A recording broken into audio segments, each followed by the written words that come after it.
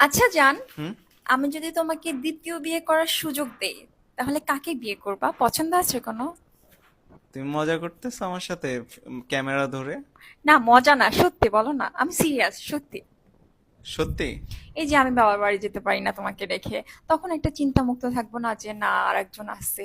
রান্না করে খাওয়াবে, তাই হ্যাঁ, না? রান্না করে খাওয়াবে, সেবা যত্ন করবে। হ্যাঁ, সেটা তো একটা আমিও তো পুরুষ মানুষ তো দুই তিনটা ভাবি, বিয়ে হ্যাঁ। করতেই পারে, এটা আর।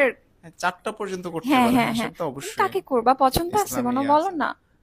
আমি হচ্ছে, না সত্যি বলবো? সত্যি রাগ বলো। করবো না তো? আমি কি রেগে বলতেছি?